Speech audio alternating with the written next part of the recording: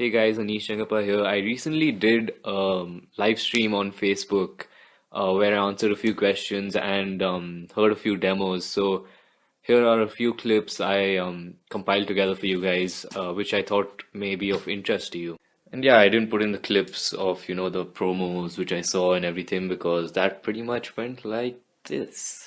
Something more originally by you. Work on originality. Work on being more unique. Try and get some unique stuff. Be more unique with the sounds and stuff. And of course, uniqueness. Being again unique.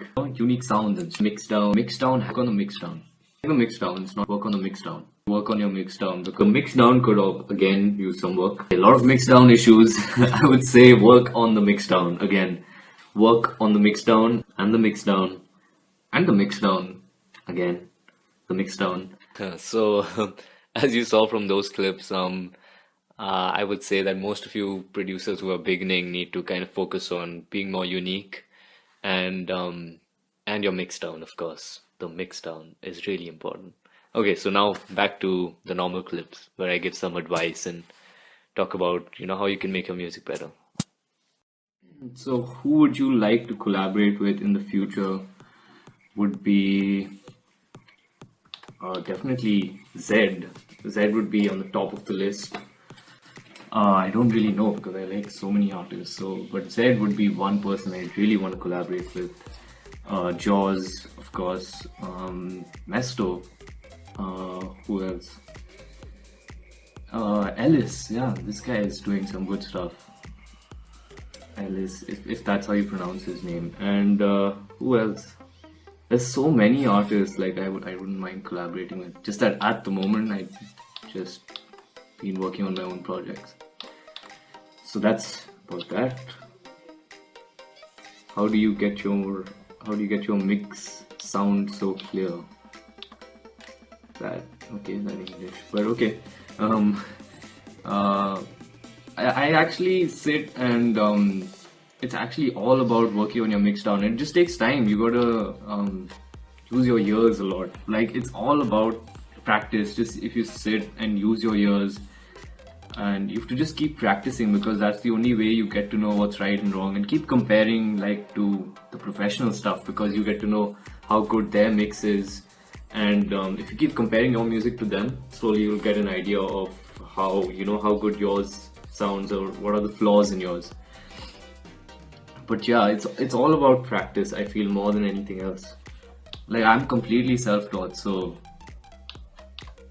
you can take that as one thing. My question is, being from India, how did you discover your kind of music style, future bounce or house? I don't really know the name of your style. Well, I would call it more towards future house, I guess, because it has sounds like that, but I guess it can be like bass house too, and other genres of electronic music. But yeah, I guess you could call it mostly future house. I do deep house and stuff too. Is it okay to use templates to make own music? I would not recommend. That's what I've commented too. I wouldn't recommend using templates to make your own music, because you want to start off like if you want to be unique and you want to stand out, then you should just make whatever you like. Don't copy something which you already have. What is your favorite Indian food? I like shahi paneer and butter chicken, but I think I would say shahi paneer is my favorite, only because my whole family is like veg, except for me. I'm non-veg. But yeah, I would say shahi paneer. Production. Pranav, I've spent like now must be 9 years. I've lost track of how many years I spent on producing, because it was just so long back that I started. But I spent a lot of time trying to understand. Even though the first 5 were very casual, I was not that serious about it. I only got serious in like the past like 4 years maybe. And that was when I decided like this is what I want to do and stuff. DJing, I actually frankly don't know because I am self-taught, so I just played around with it. I actually started off DJing first and then went into producing. But it kind of happened simultaneously. But I would say DJing was the first thing I looked at. So starting it off would just be try and have a good year. Try and understand what fits together. Just play around. Use virtual DJ if you want. Yeah, so I would recommend that. I don't know if I should recommend because I'm completely self-taught. But okay. Pranav, I am not musically trained. I just have a ear for music. That too, it took a lot of time to kind of develop that. And Harish, using more samples is good or bad? It actually, you can use samples. There's nothing wrong with it as long as you're doing something unique. Like, don't use a complete. I guess you can use loops, but just use like one maybe. Don't use like.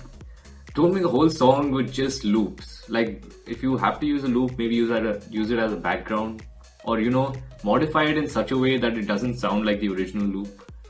So yeah, use as many samples as you want. It's not a good or bad thing. It's more about how original you can be with the sample.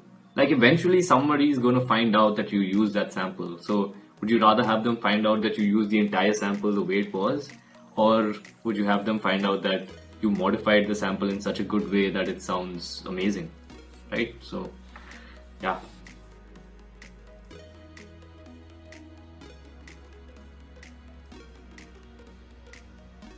So I would say focus on your mix down. Compare your tracks to other big tracks which you like, and keep comparing. That's what I did. I just kept comparing my mix down to big tracks which are like, have amazing mix downs. And slowly, as you keep recognizing what they are doing, you'll start to incorporate that in your music in your own way, and yeah, something good comes out of it.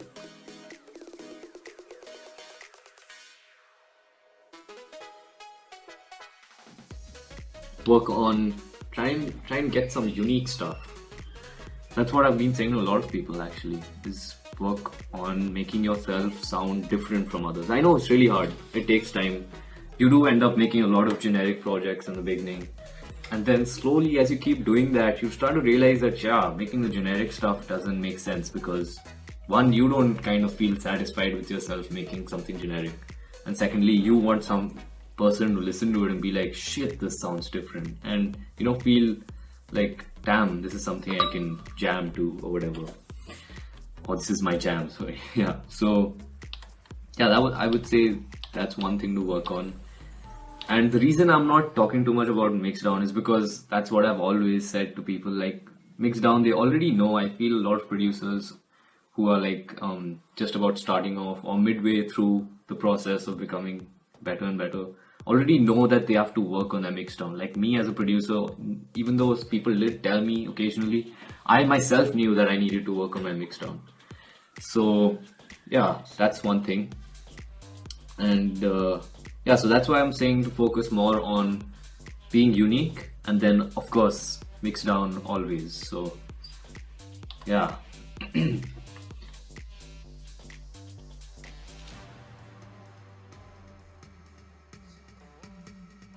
What I do, here's one tip for like a lot of people who want try to be unique and make a unique melody which is catchy. Make the chord progressions and make the bass line and everything, and put it out. Put the best sounds which you got and make that mix down well, and then just play that on a loop, and then just keep that melody, keep that chord progression in your head, and slowly try and hum over it. Try and find what sounds good with it. And as you keep humming, you realize that just you having that on the spot kind of humming idea actually works well with it. So just record it on your phone. That's what I do. I'm always kind of stuck if I've only got a chord progression and everything else sounds good, but I'm not able to find that one killer melody which makes the whole track huge. So yeah, I would say literally just keep playing that on loop and getting the tunes in your head and humming them out on your phone. I know I've said this tip at least 3 or 4 times now, but I feel that is very useful for all the new producers who've heard it for the first time.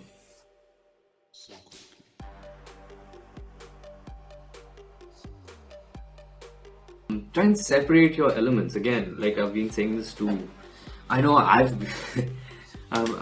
It's kind of like I feel like I'm saying the same thing over and over again, but I guess that's what it is. Like the main issue usually is the mix down, separating the elements, trying to highlight what you want to highlight, and then make everything else go along with it. Instead of just throwing a bunch of stuff together and being like maybe it'll sound good. No, because you got to highlight what you like, what you don't like. Cut out the frequencies from a track, from a sound, which are not adding on to what you're trying to highlight.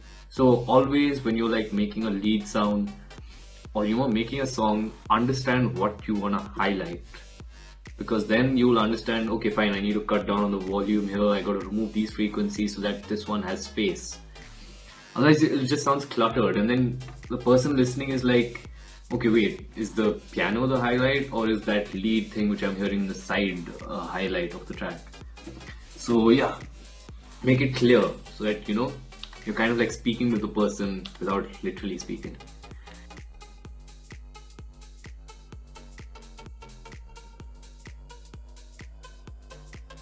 Also, a lot of producers have been asking me like, how do you send demos to Martin Garrix, and how did he see your track, or how do you get your track recognized by Tomorrowland? And like I'm like, I didn't send them my track. That's the thing.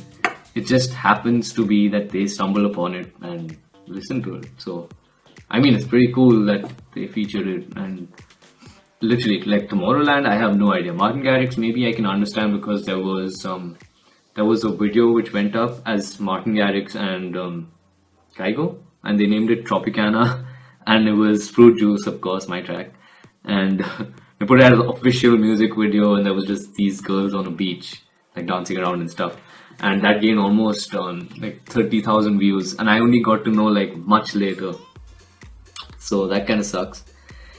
But maybe it was a good thing if Martin saw it through that, I guess. But yeah, you gotta watch out. Like, I guess when people start stealing your music and putting big artist names like that, that's the point you know that your music's good. And if it's gaining views, of course.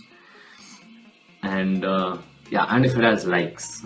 If people say like, that it sounds good even though it's not the original artist. So how to send demos to Martin Garrix? Send it to his demo drop. I guess you can do that. I didn't do it with Fruit Juice. I only got to know later on that he actually had a demo drop thingy, and I was like, shit, I could have sent him so many of my tracks. And so you can send him tracks there. And Tomorrowland, I have no idea. Like, I don't know how they featured it in the Spotify playlist, but I'm guessing it's something to do with the fact that Martin Garrix had it in his radio show. But yeah, so that's another good thing that if you make, so this is a way of like telling you guys that if you make good music, it will get recognized at some point or the other. Like literally, you have to just make good music, and at some point someone's going to listen to this and go like, this sounds really good, and keep mailing people stuff. Send it to blogs, send it to all the promo mails which you think are going to open that file, because you got to be specific. Don't just send it to a person.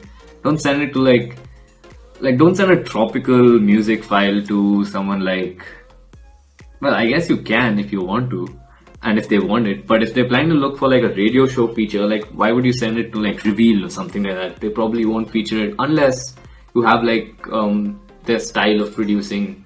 You kind of matched Tropical House with their style of a record label. So you get what I mean. Like, send it to the right people, understand who is actually going to support it and who's actually going to just be like, this sounds cool, So yeah, I think that's it about who to send your demos to and how to send demos to Martin Garrix.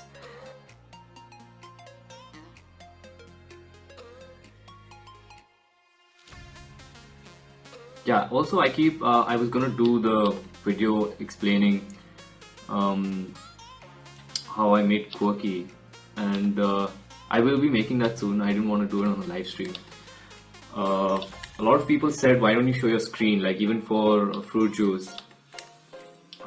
Because I don't want you guys to like I don't care if you like, you can anyways copy the whole format of the song and maybe the sounds also, and make it in your own software. So I thought, why show it? Like maybe I could show you like how I made the synths and stuff, but that also I want you guys to do on your own. So I thought it would be, I didn't think of it as a practical thing to show you my screen and so that you can see what sounds I've made. I want you guys to make your own sounds. So the only reason I do those videos is that you're inspired and you have like a it's mostly about how you think about it. That's what I did. And it's always about how you think about going about a track and how you layer stuff. You slowly start to understand this while, like, that's why I do those how I made things, because in that I explain how layering is important and how the mid frequencies are really, really important. So yeah, I just wanted to put that out there so that you guys don't expect another the next how I made a track video to have my screen shown there. So yeah, I'm planning to make the video very soon, the Quirky video, and I'll release that within a couple of days itself. But I'll do it properly. Like at least I'll explain more than I explained with fruit juice, I guess. Yeah, I mean, if you guys want me to do more of these live streams, just let me know. I'll do more of them. I'll give more feedback. I'll be on for longer. So yeah, literally you just have to message me and let me know. And yeah, I think that's about it for the live stream too. Matthew, I'll come back some other day too. I'll do this more often if you guys want me to, and I'll be more precise with my feedback. Like right now I'm being very general about it. But let me know if you want me to do a proper feedback kind of thing. Or if you want me to make a YouTube video of just feedback and post it and make a proper feedback kind of thing. Right now I'm doing it on the spot, so it's kind of hard. That I'll listen to on my headphones and actually give you proper feedback. So yeah, thank you so much for coming and watching. I hope you guys enjoyed like whatever feedback I gave to you guys, and you just generally enjoyed this live stream.